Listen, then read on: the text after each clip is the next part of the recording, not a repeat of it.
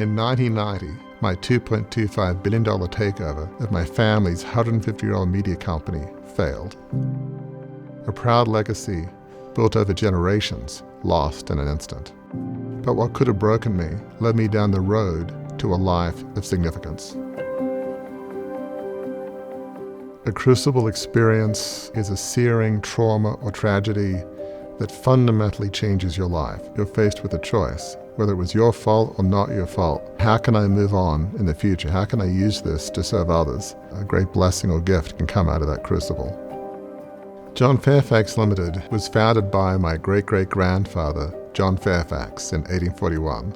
At its height, John Fairfax Limited was an enormous company. It had the Australian equivalent of the New York Times, the Wall Street Journal, and the Washington Post.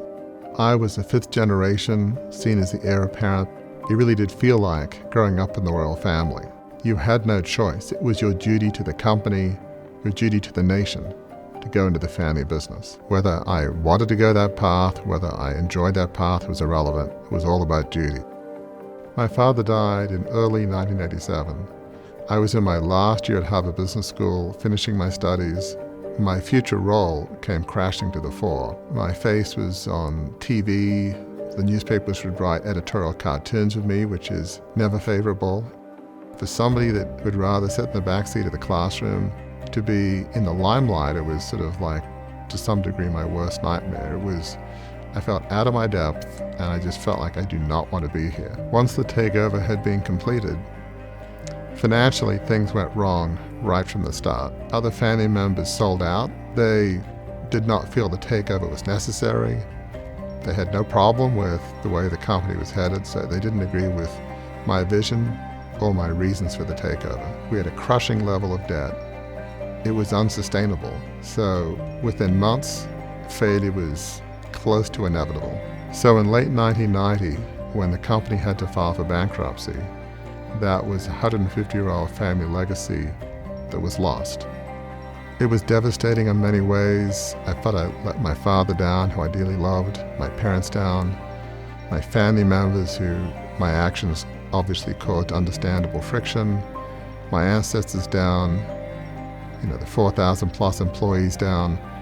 But probably worst of all, since the company was started by a person of faith and I'm a person of faith, I felt like maybe there was some grand plan that I was a part of, and in some ways, maybe misguided, I felt like I let God down. So I never wanted to tell my story because it was so painful.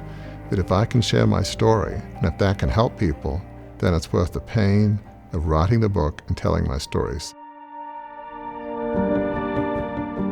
My story, in a sense, is a story of deliverance. It delivered me from the bondage of a 150-year-old family legacy to a life that I'm living on my own terms, following my own values, my own path. It gives my family the freedom they never would have had in Australia. So in some ways, although it's taken me years to get there, it was a gift that I was freed from the family company. I mean, a $2 billion gift, if you will, $2 billion loss, but worth it.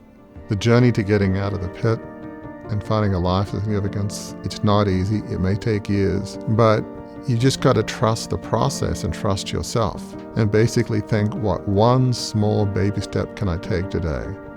When you link up enough small baby steps, you're going to see progress. And that progress, a bit like a flywheel, will fuel you with energy to take the next step and overcome the next problem. Over time, the vision will become clearer. It might even change, but the flywheel creates forward momentum so that you get further and further away from your darkest moment at the bottom of the pit. It starts with understanding your fundamental beliefs.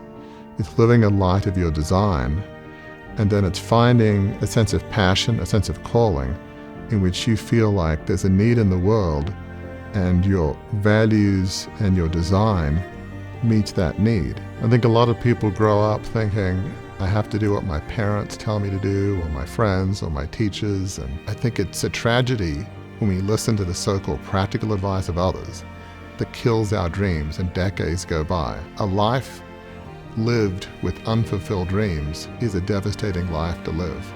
Don't let those dreams die. Find a way to make it happen. And that's really what we call a life of significance, a life on purpose dedicated to serving others.